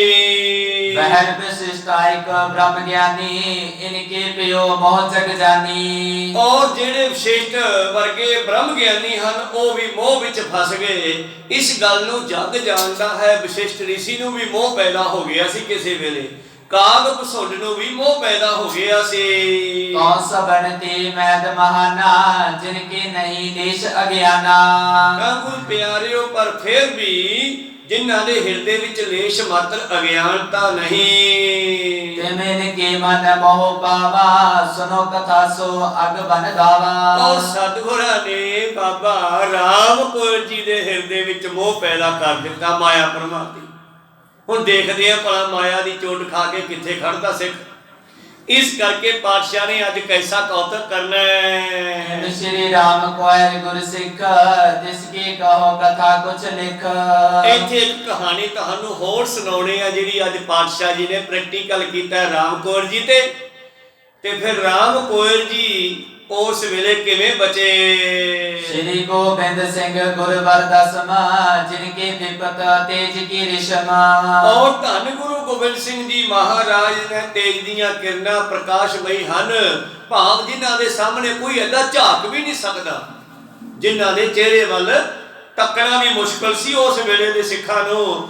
ਪਾਤਸ਼ਾਹ ਜੀ ਕਹਿੰਦੇ ਕਠਨ ਕੋ ਦੰਡ ਪ੍ਰਚੰਡ ਅਗਾਰੀ, ਧਰਿਓ ਤੋ ਆਗੇ ਇੱਕ ਬਾਰੀ। ਧੰਨ ਗੁਰੂ ਗੋਬਿੰਦ ਸਿੰਘ ਜੀ ਦੇ ਸਾਹਮਣੇ ਕੁਦੰਡ ਕਹਿੰਦੇ ਆ ਕਮਾਨ ਨੂੰ, ਤੀਰ ਕਮਾਨ। ਹੁਣ ਆਪਾਂ ਵੀ ਬਣਾਉਂਦੇ ਹੁੰਦੇ ਛੋਟੇ ਹੁੰਦੇ ਤੂਲ ਦੀਆਂ ਛੱਡੀਆਂ ਦੇ ਕਮਾਨ, ਤੇ ਗੁਰੂ ਗੋਬਿੰਦ ਸਿੰਘ ਜੀ ਦਾ ਤੀਰ ਕਮਾਨ ਕਾਹਦਾ ਬਣਦਾ ਸੀ? ਬਾਂਸ ਦਾ, 9 ਟੰਕ ਦਾ। ਇੱਕ ਟੰਕ ਦਾ ਜੇ ਕਮਾਨ ਹੋਵੇ ਉਹਨੂੰ ਖਿੱਚਣ ਵਾਸਤੇ ਇੰਨਾ ਕੁ ਜ਼ੋਰ ਲੱਗਦਾ ਜਿੰਨਾ 25 ਕਿਲੋ ਭਾਰ ਚੱਕ ਲਈਏ। ਤੇ 9 ਟੰਕ ਜਿਹੜਾ ਵਜਨ ਹੁੰਦਾ ਕਮਾਨ ਦਾ, ਵਜਨ ਦੇ ਵਿੱਚ 9 ਟੰਕ ਮਤਲਬ ਇਹ ਨਹੀਂ ਕਿ 2.5 ਕੁਆਂਟਲ ਦਾ ਹੈ, ਚੱਕਣ 'ਚ ਤਾਂ ਹਲਕਾ ਹੀ ਹੈ, ਫੱਟੀ ਹੈ ਬਾਂਸ ਦੀ, ਪਰ ਉਹਨੂੰ ਖਿੱਚ ਕੇ ਚਲਾਉਣ ਵਾਸਤੇ ਇੰਨਾ ਜ਼ੋਰ ਲੱਗੂਗਾ ਜਿੰਨਾ 2.5 ਕੁਆਂਟਲ ਵਜਨ ਚੱਕਣਾ ਹੋਵੇ, ਇੰਨਾ ਜ਼ੋਰ ਲੱਗੂਗਾ। ਤਾਂ ਉਹ ਕੇਵਲ ਤੇ ਕੇਵਲ ਜਿਹੜੇ ਐਡੇ ਐਡੇ ਕਮਾਨ ਹੈ ਗੁਰੂ ਗੋਬਿੰਦ ਸਿੰਘ ਜੀ ਚਲਾਉਂਦੇ ਨੇ। ਬੜਾ ਭਾਰੀ ਕਮਾਨ, ਕੁਦੰਡ ਹੁੰਦਾ ਸਖਤ, ਜਿਵੇਂ 2 ਇੰਚ ਮੋਟੀ ਫੱਟੀ ਹੋਵੇ ਬਾਂਸ ਦੀ, ਤੇ ਉਹਨੂੰ ਏਦਾਂ ਖਿੱਚ ਕੇ 5-7 ਬੰਦਿਆਂ ਨੇ ਇਕੱਠੀ ਕਰਕੇ ਉੱਤੇ ਧਾਗਾ ਬੰਨਿਆ ਹੋਵੇ, ਰੱਸੀ ਬੰਨੀ ਹੋਵੇ, ਤੇ ਫਿਰ ਉਸ ਨੂੰ ਖਿੱਚੂ ਕੌਣ? ਕੱਲਾ ਬੰਦਾ ਕਿਵੇਂ ਖਿੱਚੂਗਾ? ਤੇ ਕੇਵਲ ਗੁਰੂ ਗੋਬਿੰਦ ਸਿੰਘ ਹੀ ਖਿੱਚ ਸਕਦੇ ਆ, ਬੰਦਾ ਕੋਈ ਨਹੀਂ ਖਿੱਚ ਸਕਦਾ। ਐਸਾ ਸਖਤ ਕਮਾਨ ਸਤਿਗੁਰਾਂ ਦੇ ਸਾਹਮਣੇ ਪਿਆ ਜੀ। ਰਾਮ ਕੋ ਐਨੇ ਦੇਖ ਸਕੀਨਸ, ਸਤਿਗੁਰ ਬਲ ਤੇ ਅਦ ਕੇ ਚੀਨਸ। ਔਰ ਰਾਮ ਕੌਰ ਜੀ ਦੇ ਦਿਮਾਗ ਤੇ ਹੁਣ ਸਤਿਗੁਰ ਨੇ ਮਾਇਆ ਪਾਈ ਹੋਈ ਆ। ਹੁਣ ਰਾਮ ਕੌਰ ਜੀ ਦੇ ਦਿਮਾਗ ਵਿੱਚ ਫੁਰਨਾ ਆ ਗਿਆ ਵੀ ਯਾਰ ਐਡਾ ਮੋਟਾ ਕਮਾਨ ਗੁਰੂ ਗੋਬਿੰਦ ਸਿੰਘ ਜੀ ਇਹਨੂੰ ਕਿਵੇਂ ਖਿੱਚ ਸਕਦੇ ਹਨ? ਜਿਵੇਂ ਬਹਾਦਰ ਸ਼ਾਹ ਦੇ ਬੰਦਿਆਂ ਨੇ ਸੋਚਿਆ ਸੀਗਾ। ਜਿਸ ਵੇਲੇ ਪਾਤਸ਼ਾਹ ਜੀ ਦੇ ਬੱਖੀ ਦੇ ਵਿੱਚ ਟਾਂਕੇ ਲੱਗੇ ਹੋਏ ਸੀ ਜ਼ਖਮ ਕਾਰਨ, ਤੇ ਮੂਹਰੇ ਉਸੇ ਤਰ੍ਹਾਂ ਦੇ 2 ਕਮਾਨ ਪਏ ਸੀ, ਤੇ ਕਮਾਨਾਂ ਨੂੰ ਦੇਖ ਕੇ ਬਹਾਦਰ ਸ਼ਾਹ ਦੇ ਸਿਪਾਹੀ ਸੋਚਦੇ ਆ, ਯਾਰ ਐਡਾ ਮੋਟਾ ਕਮਾਨ, ਇਹ ਤਾਂ ਉਸੇ ਤਰ੍ਹਾਂ ਜਿਵੇਂ ਜੋੜਿਆਂ ਦੀ ਦੁਕਾਨ 'ਚ ਇੱਕ ਵੱਡੀ ਸਾਰੀ ਜੁੱਤੀ ਬਣਾ ਕੇ ਟੰਗੀ ਹੁੰਦੀ ਹੈ। ਉਹ ਸੋਚਦੇ ਆ ਵੀ ਐਡਾ ਮੋਟਾ ਕਮਾਨ ਕੌਣ ਚਲਾਊਗਾ? ਇਹ ਤਾਂ ਬਸ ਦਰਸ਼ਨ ਹੀ ਆ, ਵੀ ਦੇਖ ਲਓ, ਦੇਖਣ ਵਾਲੇ ਹੀ ਆ। ਤੇ ਪ੍ਰੀਤਮ ਨੇ ਫੁਰਨਾ ਫੜ ਲਿਆ ਉਹਨਾਂ ਦਾ। ਉਹਨਾਂ ਤਾਂ ਇੱਕ ਕਮਾਨ ਵਰਸੇ ਪਾਤਸ਼ਾਹ ਨੇ ਦੋਨੇ ਚੱਕ ਲਏ, ਦੋਨੇ ਇੱਕ ਹੱਥ ਵਿੱਚ ਫੜ ਕੇ ਖੱਬੇ 'ਚ, ਤੇ ਦੋਨਾਂ ਦੀਆਂ ਰੱਸੀਆਂ ਜੋੜ ਲਈਆਂ, ਤੇ ਦੋਨਾਂ ਤੇ ਤੀਰ ਤੋੜ ਲਿਆ ਇਕੱਠਾ। ਤੇ ਜਿਹੜਾ ਖਿੱਚਿਆ ਤੇ ਕੜਕ ਕੜਕ ਫੱਟੀਆਂ ਨੇ ਕੀਤਾ, ਤੇ ਕੜਕ ਕੜਕ ਟਾਂਕਿਆਂ ਨੇ ਕੀਤਾ, ਨਾਲੇ ਟਾਂਕੇ ਟੁੱਟ ਗਏ, ਤੇ ਪਰ ਤੀਰ ਚਲਾ ਕੇ ਵਿਖਾ ਦਿੱਤਾ। ਉਹ ਕਹਿੰਦੇ ਧੰਨ ਮਹਾਰਾਜ, ਕਿੰਨਾ ਬਲ ਹੋਵੇਗਾ ਗੁਰੂ ਗੋਬਿੰਦ ਸਿੰਘ ਵਿੱਚ। ਰਾਮ ਕੌਰ ਜੀ ਦੇ ਦਿਮਾਗ ਵਿੱਚ ਫੁਰਨਾ ਆ ਗਿਆ, ਯਾਰ ਐਡਾ ਮੋਟਾ ਕਮਾਨ ਗੁਰੂ ਸਾਹਿਬ ਤਾਂ ਨਹੀਂ ਚਲਾ ਸਕਦੇ। ਆਤ ਬਲਵਾਨ ਸਰੀਰ ਵਿਸਾਲਾ, ਪੁਨੇ ਤਨਕ ਕੀ ਵਿਦਿਆ ਵਾਲਾ। ਬਈ ਸਤਿਗੁਰ ਦੀ ਉਮਰ ਤਾਂ ਸਾਰੀ 20-25 ਸਾਲ ਦੀ ਆ ਇਸ ਵੇਲੇ, ਤੇ ਐਡਾ ਮੋਟਾ ਧਨੁੱਖ ਦਾ ਕੋਈ ਪਹਿਲਵਾਨ ਵੀ ਨਹੀਂ ਖਿੱਚ ਸਕਦਾ।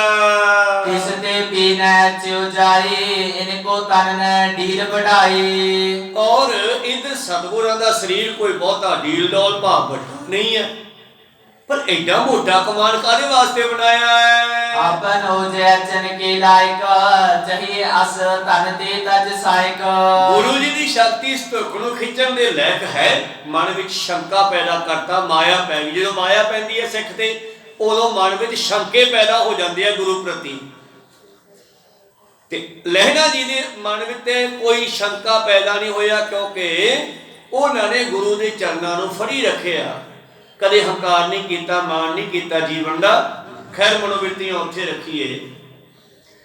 ਰਾਮ ਕੋਇਲ ਜੀ ਸੋਚਣ ਲੱਗੇ, ਐਡਾ ਮੋਟਾ ਕਮਾਨ ਤਾਂ ਕੋਈ ਪਹਿਲਵਾਨ ਵੀ ਨਹੀਂ ਖਿੱਚ ਸਕਦਾ ਜੀ। ਅਰਜਨ ਆਦ ਪ੍ਰਥਮ ਜੇ ਪਏ, ਤਿਨ ਕੇ ਤਨ ਐਸੇ ਸੁਨ ਲਏ। ਬਈ ਯਾਰ ਸੁਣਿਆ ਸੀ ਕਿਸੇ ਵੇਲੇ ਪਾਂਡਵਾਂ ਦੇ ਵਿੱਚ ਬੜੇ ਤਕੜੇ ਬੰਦੇ ਸਨ, ਐਡੇ ਮੋਟੇ ਮੋਟੇ ਕਮਾਨ ਤਾਂ ਉਹ ਖਿੱਚਦੇ ਹੁੰਦੇ ਸੀਗੇ।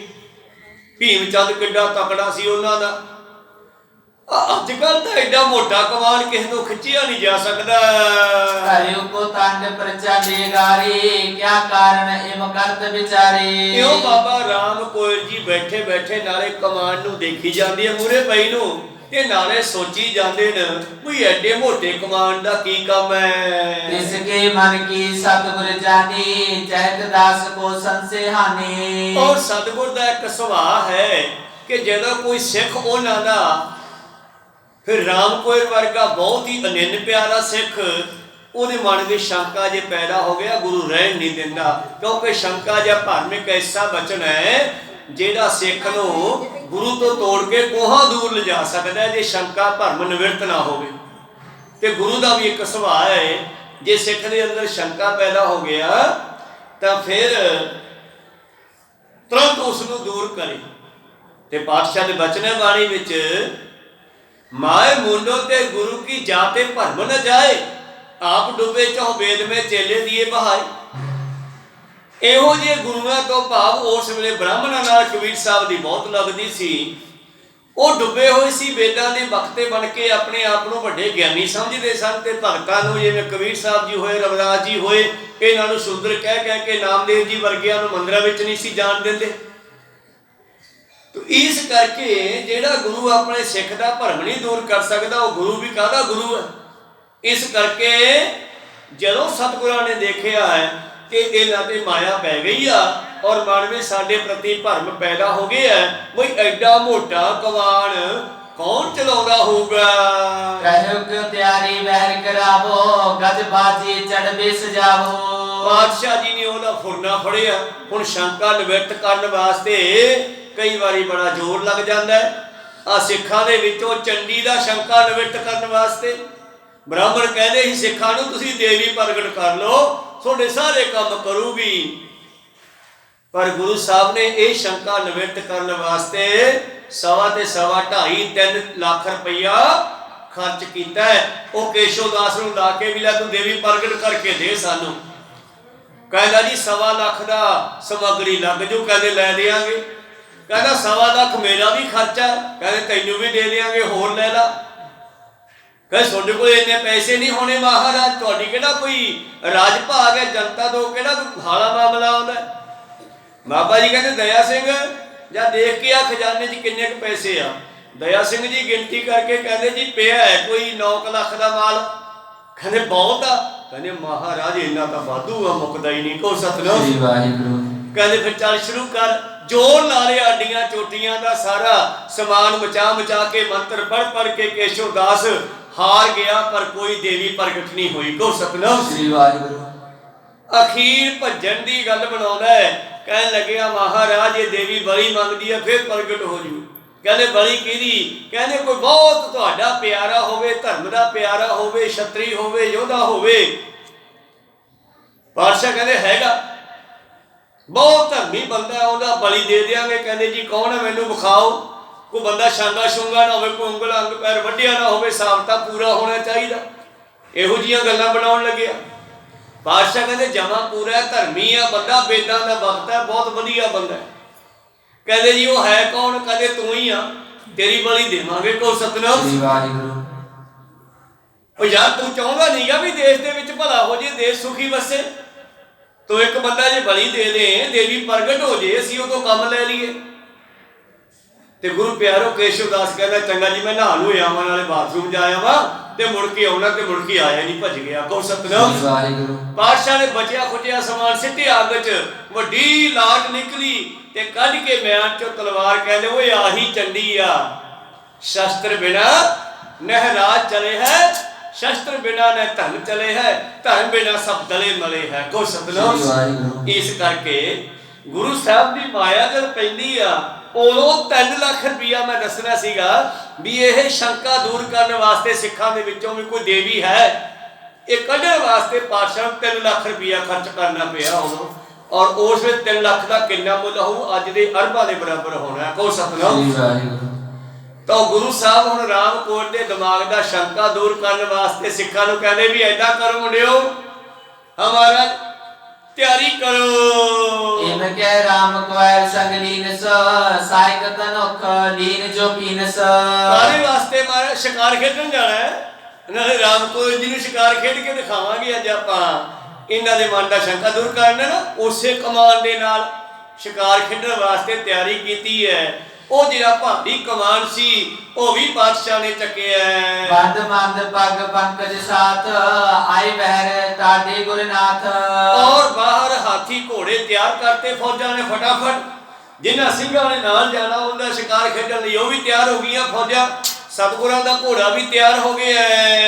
ਕਰਤ ਪ੍ਰਤੀ ਕਨ ਗਜ ਸਜਿਆਵੈ, ਕਹਿਓ ਕਿ ਤਬ ਲੋ ਤੀਰ ਚਲਾਵੈ। ਔਰ ਬਾਹਰ ਖੜ ਕੇ ਪਾਤਸ਼ਾਹ ਕਹਿੰਦੇ ਰਾਮ ਕੋਇਲ ਐ ਇਤਨੇ ਆਉਂਦਾ ਸਮਾਨ ਤਿਆਰ ਹੋ ਕੇ, ਆਪਣਾ ਹਾਥੀ ਉੱਥੀ ਤਿਆਰ ਹੋ ਕੇ ਆਉਂਦਾ। ਫਿਰ ਚੱਲਦੇ ਆ, ਇਹਨੇ ਕਮਾਨ ਹੀ ਚਲਾ ਕੇ ਦੇਖ ਲਈਏ। ਤਿਸੇ ਤਨਸ ਕੋ ਲੈ ਜਗਨਾਇਕ, ਸੰਧਿਆ ਪੰਚ ਵਿਖੇ ਖਰ ਸਾਇਕ। ਔਰ ਮੋਢੇ ਤੋਂ ਪੱਥੇ ਵਿੱਚੋਂ ਤੀਰ ਕੱਢਿਆ ਤੇ ਉਸੇ ਕਮਾਨ ਨੂੰ ਕਰਕੇ ਸੈੱਟ ਤੇ ਉਸਦੇ ਤੰਦੀ ਤੇ ਚੜਾ ਕੇ ਖਿੱਚਣਾ ਕੀਤਾ ਹੈ। ਮੁਸ਼ਟ ਹੱਥ ਸੋ ਗੈ ਬਹੁ ਗਾਡੀ, ਬੂਟੀ ਹਰੀ ਦੂਰ ਇੱਕ ਠਾਂਡੀ। ਔਰ ਅੱਗੇ ਸਾਹਮਣੇ ਇੱਕ ਨਿਸ਼ਾਨਾ ਬਿੰਨਿਆ, ਹਰੇ ਰੰਗ ਦੀ ਕੋਈ ਬੂਟੀ, ਕੋਈ ਪੌਦਾ ਮਤਲਬ।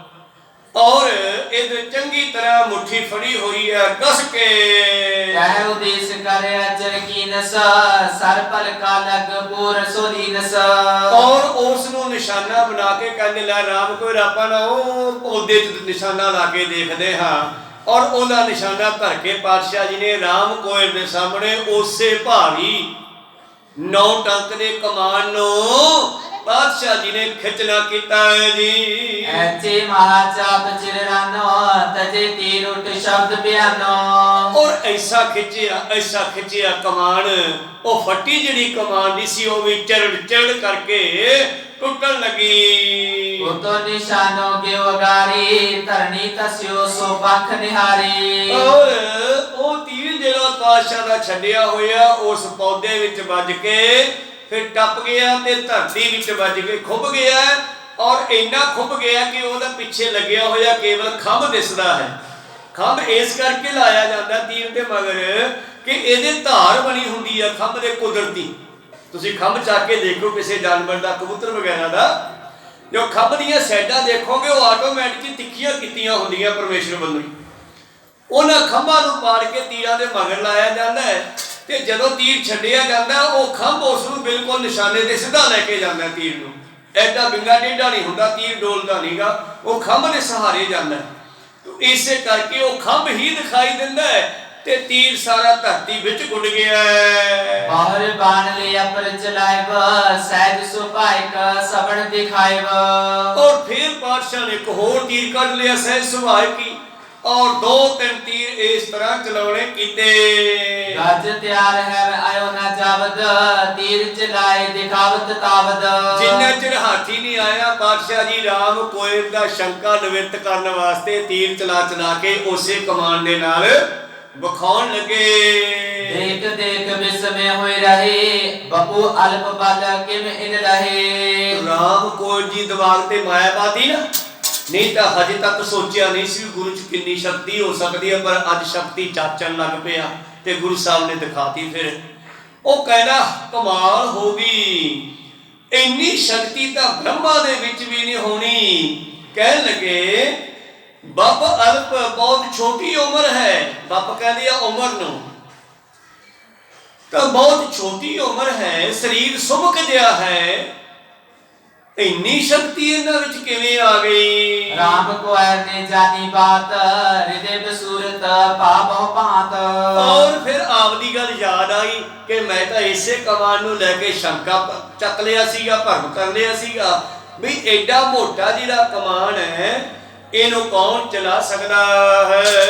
ਵਿਸ਼ਵ ਰਚਨ ਪਾਲਨ ਸਹਾਰ ਅਤ ਸ਼ਕਤੀ ਤਰ ਗੁਰੂ ਉਦਾਰ। ਇਸ ਤਰ੍ਹਾਂ ਗੁਰੂ ਪਿਆਰਿਓ ਭਾਈ ਰਾਮ ਕੋਇਲ ਜੀ ਜਿਹੜੇ ਸਨ ਉਹਨਾਂ ਨੇ ਉਸ ਵੇਲੇ ਇਹ ਸ਼ੰਕਾ ਕੀਤਾ ਤੇ ਸਤਿਗੁਰਾਂ ਨੇ ਇਹ ਸ਼ੰਕਾ ਜਿਹੜਾ ਸੀ ਨਿਵਰਤ ਕੀਤਾ ਹੈ। ਜੇ ਸਮ ਜਗ ਮੇ ਅਪਰ ਨਬੀਆ ਤਿਸਮੇ ਕਿਮ ਸ਼ੰਕਾ ਕਰਨੀਆ।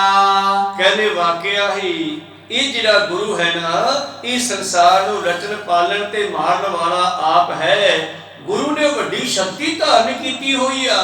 ਜਿਹੜੇ ਕਮਾਨ ਬਾਰੇ ਮੈਂ ਸੋਚਦਾ ਸੀਗਾ ਯਾਰੋ ਉਸੇ ਕਮਾਨ ਨਾਲ ਕਈ ਤੀਰ ਚਲਾ ਕੇ ਮੇਰੇ ਪ੍ਰੀਤਮ ਨੇ ਵਿਖਾਤੇ ਤੇ ਰਾਮ ਕੋਇਲ ਦਾ ਸ਼ੰਕਾ ਨਿਵਰਤ ਕੀਤਾ ਹੈ। ਇੰਦਰ ਆਦ ਜਿਸ ਆਇ ਸਮਾਹੀ ਚਾਹੇ ਸੋ ਕਰੇ ਮੁਰੇ ਕੇ ਬਨਾਈ। ਉਹ ਗੁਰੂ ਚਾਹੇ ਤਾਂ ਇੰਦਰ ਵਰਗਿਆਂ ਦੀ ਵੀ ਤਖਤ ਉਲਟਾ ਸਕਦਾ ਹੈ। ਗੁਰੂ ਜਿੱਧਰ ਨੂੰ ਹੁਕਮ ਕਰੇ ਉਹ ਹੁਕਮ ਗੁਰੂ ਦਾ ਕਦੇ ਮੁੜੇਗਾ ਨਹੀਂ। ਇਤਨੇ ਮੇ ਹਾਥੀ ਸ਼ੁਭ ਆਇਬ ਚਲਿਓ ਚੱਲ ਤੇ ਮੈਂ ਸ਼ੋਭ ਸੁਹਾਇਬ। ਤੋ ਗੁਰੂ ਪਿਆਰਿਓ ਇਤਨੇ ਹਾਥੀ ਆ ਗਿਆ ਪਾਤਸ਼ਾਹ ਜੀ ਦੇ ਵੱਲ ਝੂਲਦਾ ਹੋਇਆ।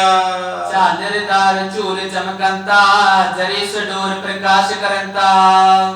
ਇਸ ਤਰ੍ਹਾਂ ਗੁਰੂ ਪਿਆਰਿਓ ਝਾਲਰਾਂ ਹਲਦੀਆਂ ਹਨ ਔਰ ਹਲਦੀਆਂ ਹੋਈਆਂ ਝਾਲਰਾਂ ਦੇ ਨਾਲ ਉਹ ਹਾਥੀ ਜਰੀ ਦੇ ਕੱਪੜੇ ਪਹਿਨੇ ਹੋਏ ਉਸ ਦੇ ਉੱਪਰ ਝੂਲਦਾ ਆ ਰਿਹਾ ਹੈ ਜੀ। ਕੰਟਨ ਕੋਠਨ ਕਾਰ ਉਠੰਤਾ ਗਜਹਾਨ ਸੋ ਅਦਕ ਸੁਬੰਤਾ। ਇਸ ਤਰ੍ਹਾਂ ਗੁਰੂ ਪਿਆਰਿਓ ਘੰਟੇ ਵੱਜਦੇ ਆ ਉਸ ਦੇ ਲੱਤਾਂ ਦੇ ਨਾਲ ਵੱਜ ਕੇ ਵੱਡੇ ਵੱਡੇ ਪਿੱਤਲ ਦੇ ਘੰਟੇ ਬਣੇ ਹੁੰਦੇ ਨੇ ਜਿਹੜਾ ਕਿ ਉਹਦੇ ਗੋਡੇ ਨਾਲ ਵੱਜਦਾ, ਗੋਡੇ ਕੋਲ ਲਮਕਾਇਆ ਹੁੰਦਾ। ਜੋ ਤੁਰਦਾ ਤੇ ਗੋਡਾ ਵੱਜਦਾ ਉਹਦੇ ਨਾਲ ਤੇ ਉਹ ਖੜਕਦਾ। ਉਹ ਸਾਰਾ ਸ਼ਿੰਗਾਰ ਕਰਕੇ ਮਤਲਬ ਹਾਥੀ ਦਾ ਲੈ ਆਂਦਾ। ਸਿਰ ਪਰ ਸ੍ਰੀ ਸੋਚਾਮੀ ਕਰ ਕੇ ਮਨੋ ਕਾਮ ਕਾਰੀਗਰ ਕਰਕੇ। ਔਰ ਗੁਰੂ ਪਿਆਰਿਓ ਸਿਰ ਤੇ ਉਹਦੇ ਸੋਨੇ ਚਾਂਦੀ ਦੇ ਕਢਾਈ ਕੀਤੇ ਹੋਏ ਕੱਪੜੇ ਜਿਹੜੇ ਹਨ ਕਾਰੀਗਰੀ ਦੇ ਉਹ ਚਮਕ ਰਹੇ ਹਨ। ਦੁੱਧ ਕੇ ਹੱਦ ਹੋਦਾ ਬਨ ਰਹਿਓ ਆਇਓ ਨਿਕਟ ਗੁਰੂ ਨੇ ਲਿਓ। ਹੋਦਾ ਹੈ ਮਾਨੋ ਕਿ ਕਾਠੀ ਹਾਥੀ ਦੀ ਸੀਟ ਕਹਿ ਦਿਓ ਜਿਸ ਦੇ ਵਿੱਚ 10-12 ਜਣੇ ਆਰਾਮ ਨਾਲ ਬੈਠ ਸਕਦੇ ਆ। ਜਿਵੇਂ ਮੰਨ ਲਓ ਕਿ ਮੰਜਾ ਮੂਧਾ ਕਰਕੇ ਤੇ ਸਾਈਡਾਂ ਤੋਂ ਪਾਵਿਆਂ ਨੂੰ ਕਵਰ ਕਰਕੇ ਰੱਖਿਆ ਹੋਵੇ, ਇਦਾਂ ਦਾ ਹੋਦਾ ਹੁੰਦਾ ਹੈ ਹਾਥੀ ਦਾ। ਸੁੰਦਰ ਬਣਾਇਆ ਹੋਇਆ ਰੱਖਿਆ ਹੈ। ਰਾਮ ਕੋ ਅਰ ਕੀ ਕਹਿ ਕਰ ਬਾਹੋ ਤੇ ਅਤ ਪਾਸ ਚੜਨ ਕੋ ਤਾਹੋ। ਔਰ ਰਾਮ ਕੋਇਲ ਜੀ ਨੂੰ ਕਹਿੰਦੇ ਆ ਚੜੀਏ ਹਾਥੀ ਤੇ ਰਾਮ ਕੋਇਰ ਜੀ ਦੀ ਬਾਹ ਫੜ ਕੇ ਉਹਨਾਂ ਨੂੰ ਚੜਾਉਣ ਵਾਸਤੇ ਨੇੜੇ ਹੋ ਗਏ ਜੀ। ਤਬੇ ਮਹਾਵਤ ਗੱਜ ਬੈਠਾਇਬ ਚੜਨੇ ਹੇਤ ਗੁਰ ਚਰਨ ਉਠਾਇਬ। ਔਰ ਮਹਾਵਤ ਨੇ ਹਾਥੀ ਨੂੰ ਬਿਠਾ ਦਿੱਤਾ ਹੈ ਤੇ ਸਤਿਗੁਰੂ ਹਾਥੀ ਉੱਤੇ ਚੜ੍ਹਨ ਲਈ ਆਪਣੇ ਚਰਨ ਉਠਾਏ ਹਨ। ਕਰ ਤਰ ਰਾਮ ਕੋਇਰ ਕੇ ਕੰਦ ਦੀਨ ਸੁਭਾਰ ਦੀਨ ਗਨ ਬੰਦ। ਔਰ ਸਤਿਗੁਰ ਨੇ ਕੋਲੇ ਖੜੇ ਰਾਮ ਕੌਰ ਦੇ ਮੋਢੇ ਤੇ ਹੱਥ ਰੱਖ ਕੇ ਐਦਾਂ ਹੱਥ ਦਾ ਜੋਰ ਪਾ ਕੇ ਚੜ੍ਹਨਾ ਕੀਤਾ ਨਾ ਜਦੋਂ, ਤੇ ਇੰਨਾ ਵਜਨ ਆ ਗਿਆ ਰਾਮ ਕੋਇਰ ਦੇ ਉੱਤੇ ਵੀ ਹੈ ਯਾਰ ਮੈਂ ਸਰੀਰ ਕਨੀ ਝਾਕਾ ਤਾਂ ਇੰਨਾ ਵਜਨ ਸਰੀਰ ਦਾ ਹੋ ਨਹੀਂ ਸਕਦਾ। ਪਰ ਸਤਿਗੁਰ ਨੇ ਇਹ ਵੀ ਤਜਰਬਾ ਕਰਾਉਣਾ ਸੀਗਾ ਉਸ ਨੂੰ ਬਈ ਤੂੰ ਗੁਰੂ ਤੇ ਸ਼ੰਕਾ ਕੀਤਾ ਨਾ, ਗੁਰੂ ਦੇ ਵਿੱਚ ਬੜੀ ਤਾਕਤ ਹੈ, ਬੜਾ ਬਲ ਹੈ। ਔਰ ਰਾਮ ਕੋਇਰ ਜੀ ਕੋਲੇ ਖੜੇ ਨੇ ਆਪਣਾ ਚਰਨ ਚੱਕਦੇ ਹੋਏ ਰਾਮ ਕੋਇਰ ਦੇ ਮੋਢੇ ਉੱਤੇ ਹੱਥ ਰੱਖ ਕੇ ਜਦੋਂ ਹਾਥੀ ਦੇ ਹੌਦੇ ਵਿੱਚ ਚੜਨ ਲੱਗੇ। ਲਾਖੋ ਮਣ ਕੋ ਧਰ ਕਰ ਭਾਰੇ ਬੋਡੇ ਅੰਸ ਬਿਨਾ ਕੋ ਧਾਰੇ। ਉਹ ਲੱਖ ਮਣ ਦਾ ਭਾਰ ਜਿਸ ਨੂੰ ਕੋਈ ਆਮ ਬੰਦਾ ਨਹੀਂ ਝੱਲ ਸਕਦਾ। ਇਹ ਤਾਂ ਬਾਬੇ ਬੁੱਢੇ ਕਹਿੰਦੇ ਬਖਸ਼ ਹੈ ਕਿ ਰਾਮ ਕੋਇਰ ਜੀ ਝੱਲ ਗਿਆ, ਕੋਈ ਹੋਰ ਬੰਦਾ ਹੁੰਦਾ ਤੇ ਉਹ ਹੀ ਡਿੱਗ ਪੈਂਦਾ। ਕੋ ਸਤਨਾਮ ਵਾਹਿਗੁਰੂ। ਤਾਂ ਭਾਈ ਸਾਹਿਬ ਜੀ ਲਿਖਦੇ ਆ ਬਾਬੇ ਬੁੱਢੇ ਦੀ ਬੰਸ ਤੋਂ ਬਗੈਰ ਗੁਰੂ ਦੇ ਭਾਰ ਨੂੰ ਕਿਹੜਾ ਝੱਲ ਸਕਦਾ। ਜਿਵੇਂ ਭਾਈ ਗੁਰਦਾਸ ਦਾ ਬਚਨ ਹੈ, ਕਿਹੜਾ ਝੱਲੇ ਗੁਰੂ ਕੀ ਝਾਲਾ, ਜਨਾਖਣਾ ਥੋੜੇ ਝੱਲ ਸਕਦਾ। ਪਰ ਰਾਮ ਕੋਇਰ ਦਾ ਸ਼ੰਕਾ ਵੀ ਨਿਵਰਤ ਕਰਨਾ ਸੀ ਜਿਹੜੀ ਮਾਇਆ ਪੈ ਗਈ। ਆਪਰ ਜੇ ਹੋਤ ਜਾਤ ਮਿਲ ਮਾਟੇ ਉਰਸ ਦੇ ਤਿਸ ਕੀਨਸ ਕਾਟੇ। ਔਰ ਜਿਹੜਾ ਹਿਰਦੇ ਵਿੱਚ ਭਰਮ ਪੈਦਾ ਹੋ ਗਿਆ ਸੀ ਰਾਮ ਕੋਇਰ ਜੀ ਦੇ ਸਤਿਗੁਰਾਂ ਨੇ ਉਹ ਦੂਰ ਕੀਤਾ, ਕਮਾਨ ਵੀ ਚਲਾ ਕੇ ਵਿਖਾਤਾ। ਫਿਰ ਸੋਚਿਆ ਵੀ ਯਾਰ ਕਮਾਲ ਹੋ ਗਈ, ਕਿੰਨਾ ਕੁ ਬਲ ਹੋਊਗਾ ਸਤਿਗੁਰ ਵਿੱਚ। ਜੇ ਸਰੀਰ ਵੱਲੇ ਦੇਖੀਏ ਤਾਂ ਇੰਨਾ ਲੱਗਦਾ ਨਹੀਂਗਾ, ਪਰ ਜਦੋਂ ਹਾਥੀ ਤੇ ਚੜਨ ਲੱਗੇ ਤੇ ਉਹਨਾਂ ਦੇ ਮੋਢੇ ਤੇ ਹੱਥ ਰੱਖ ਕੇ ਜਦ ਚੜੇ ਤੇ ਇੰਨਾ ਲੱਗਿਆ ਕਿ ਯਾਰ ਇੰਨਾ ਵਜਨ ਹੈ ਗੁਰੂ ਦੇ ਵਿੱਚ, ਹੋਰ ਕੋਈ ਬੰਦਾ ਹੁੰਦਾ ਤੇ ਸ਼ਾਇਦ ਮਿੱਟੀ 'ਚ ਖੁੱਭ ਜਾਂਦਾ।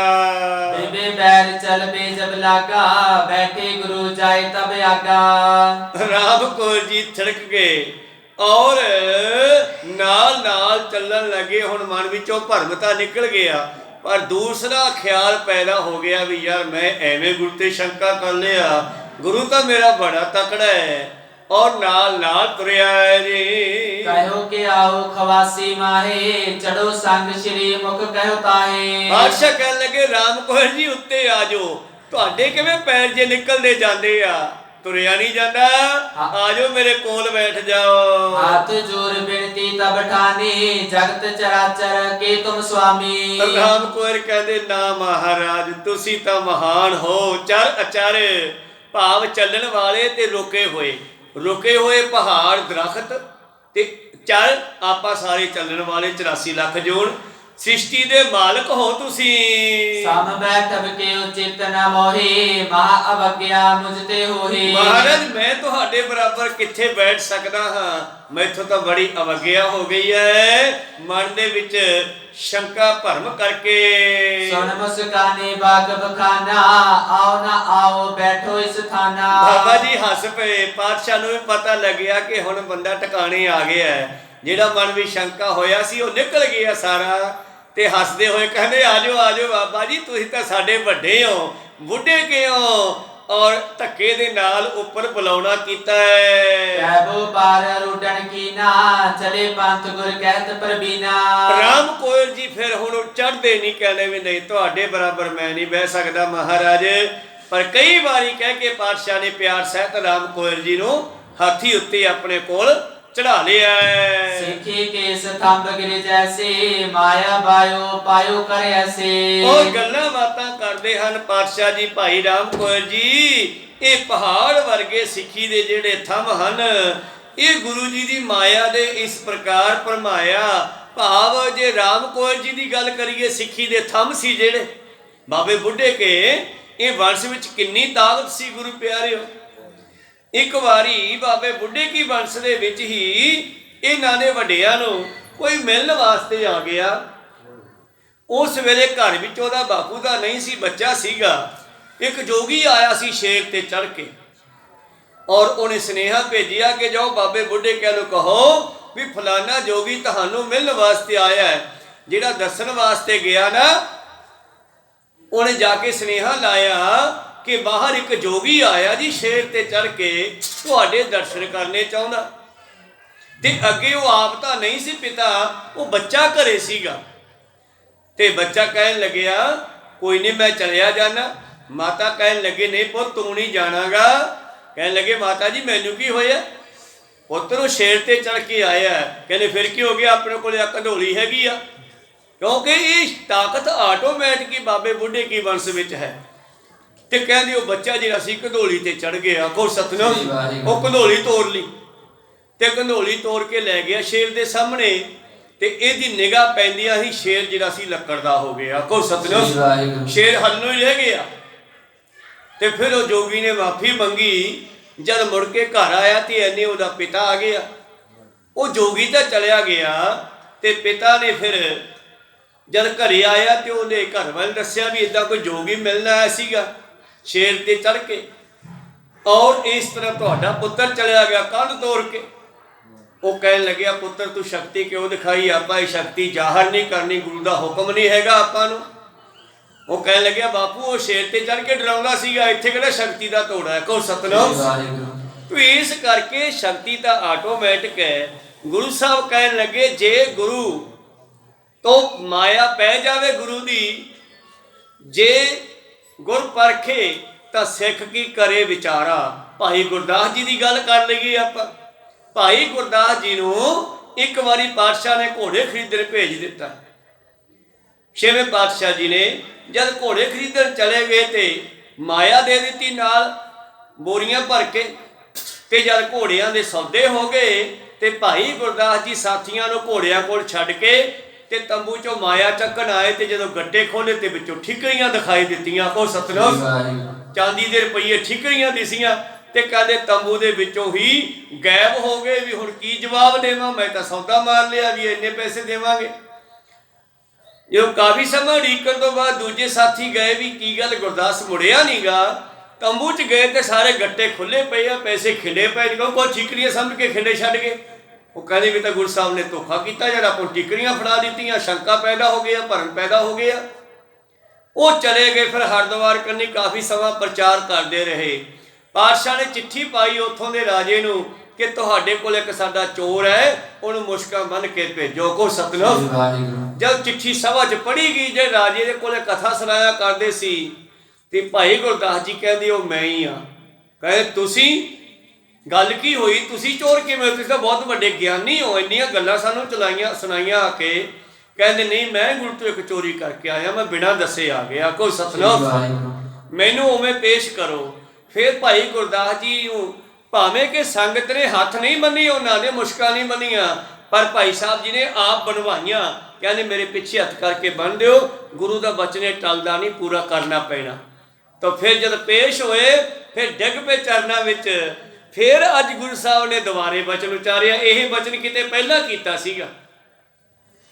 ਜੇ ਗੁਰੂ ਸਿੱਖ ਨੂੰ ਪਰਖੇ ਤਾਂ ਭਾਈ ਗੁਰਦਾਸ ਜੀ ਨੇ ਕਿਤੇ ਕਹਿਦਾ ਸੀਗਾ ਸਿੱਖ ਸਿਦਕ ਨਾ ਹਾਰੇ। ਤੇ ਅੱਜ ਦੁਬਾਰੇ ਪੁੱਛਿਆ ਭਾਈ ਗੁਰਦਾਸ ਜੀ ਜੇ ਕਿਤੇ ਗੁਰੂ ਪਰਖੇ ਸਿੱਖ ਨੂੰ ਫਿਰ ਕੀ ਕਰੇ? ਕਹਿੰਦਾ ਜੀ ਸਿੱਖ ਕੀ ਕਰੇ ਵਿਚਾਰਾ। ਸਿੱਖ ਉੱਥੇ ਕੀ ਕਰ ਸਕਦਾ ਜੇ ਗੁਰੂ ਪਰਖੇ? ਖੈਰ ਮਨੋਬਿਰਤੀਆਂ ਉੱਥੇ ਰੱਖੀਏ। ਗੁਰੂ ਦੀ ਕਿਰਪਾ ਤੋਂ ਬਗੈਰ ਅਸੀਂ ਸਿੱਖੀ ਚੋਂ ਪਾਰ ਨਹੀਂ ਹੋ ਸਕਦੇ। ਵਿਚਾਰਾ ਇੱਥੇ ਹੀ ਰੋਕਦੇ ਆ। ਸਤਿਗੁਰੂ ਪਾਤਸ਼ਾਹ ਜੀ ਹੱਸ ਪਏ ਜੀ। ਸ਼ਰਧਾ ਥਿਰਤੇ ਚੱਲ ਪਰੈ ਤੋ ਅਪਰ ਕਿਆ ਗਿਣਤੀ ਕਰੈ। ਇਹ ਤਾਂ ਸਿੱਖੀ ਦੇ ਵਿੱਚ ਸ਼ਰਧਾ ਨਾਲ ਹੀ ਅਸੀਂ ਪ੍ਰਵਾਨ ਹੋ ਸਕਦੇ ਆ। ਵਰਨਾ ਜੇ ਕੋਈ ਕਹੇ ਕਿ ਮੈਂ ਬਹੁਤ ਵੱਡਾ ਸਿੱਖ ਹਾਂ, ਹੰਕਾਰ ਹੋ ਜਾਵੇ ਤੇ ਉਹ ਡਿੱਗ ਜਾਂਦਾ ਹੈ ਜੀ। ਰਾਜ ਭਾਰਤੀ ਨਰਮੀ ਹੋਵਾ ਰਾਮ ਕੋ ਐਰਨੈ ਉੱਚੋ ਜੋਵਾ। ਔਰ ਮਾਨੋ ਸ਼ਰਮ ਦੇ ਨਾਲ ਭਾਈ ਰਾਮ ਕੌਰ ਜੀ ਦੀ ਸਿਰ ਝੁਕੇ ਹੈ, ਸਿੱਧਾ ਨਹੀਂ ਝਾਕਿਆ ਜਾਂਦਾ ਹੁਣ। ਔਰ ਸੁਣੋ ਨਾਥ ਤਵ ਪ੍ਰਬਲ ਮਾਇਆ ਬ੍ਰਾਹਮਣਿਕ ਜਿਸਨੇ ਬਰਮਾਇਆ। ਮਹਾਰਾਜ ਤੁਹਾਡੀ ਮਾਇਆ ਤੋਂ ਕੌਣ ਝੱਲ ਸਕਦਾ ਹੈ? ਤੁਹਾਡੀ ਮਾਇਆ ਨੇ ਤਾਂ ਬ੍ਰਹਮਾ ਵਰਗਿਆਂ ਨੂੰ ਵੀ ਭਰਮਾ ਦਿੱਤਾ ਹੈ। ਇਸ ਵਿਸ਼ੇ ਤੇ ਹੋਰ ਵੀ ਵਿਚਾਰਾਂ ਹੋਈਆਂ, ਕੱਲ ਨੂੰ ਸਰਪਣ ਕਰਾਂਗੇ। ਇੱਥੇ ਰੋਕਣ ਦੀ ਆਗਿਆ ਬਖਸ਼ੋ ਜੀ, ਸਮਾਪਤੀ ਕਰੀਏ। हे अच्युत हे पार ब्रह्म अविनाशी अगनास हे पूर्ण ਪੂਰਨ ਹੈ ਸਰਬ ਮੈਂ ਦੁਖ ਪੰਚਨ ਗੁਣਤਾਸ हे ਸੰਗੀ ਹੈ ਨਿਰੰਕਾਰ ਹੈ ਨਿਰਗੁਣ ਨਿਰਗੁਣ ਸਭ ਟੇਕ हे ਗੋਬਿੰਦ ਹੈ ਗੁਣ ਨਿਧਾਨ ਜਾ ਕੇ ਸਦਾ ਬਵੇਕ हे ਅਪਰੰਪਰ ਹਰਿ ਹਰੇ ਹੈ ਵੀ ਹੋਵਨਹਾਰ हे ਸੰਤ ਕੈ ਸਦਾ ਸੰਗ ਦੀਦਾਰਾ ਆਧਾਰ हे ਠਾਕੁਰ ਹੋ ਦਾਸਰੋ ਹੈ ਨਿਰਗੁਣ ਗੁਣ ਨਹੀਂ ਕੋਏ ਨਾਨਕ ਦੀਜੈ ਨਾਮ ਦਾਨ ਰਾਖੋ ਏ ਪਰੋਏ ਆਏ ਪ੍ਰਭ ਸ਼ਰਨਾਗਤੀ ਕਿਰਪਾ ਨਿਤ ਦਿਆਲ ਏਕ ਅੱਖਰ ਹਰ ਮਨ ਬਸਤ ਨਾਨਕ ਹੋਤ ਨਿਹਾਲ ਏਕ ਓੰਕਾਰ ਸਤਿਗੁਰ ਏ ਪ੍ਰਸਾਦ ਸਚ ਹੋਏ ਵਾਹਿਗੁਰੂ ਜੀ ਕੀ ਫਤਿਹ ਹੈ ਵਿਗਨ ਵਿਨਾਸ਼ਨ ਸੋਏ ਵਾਹਿਗੁਰੂ ਜੀ ਕੀ ਫਤਿਹ ਹੈ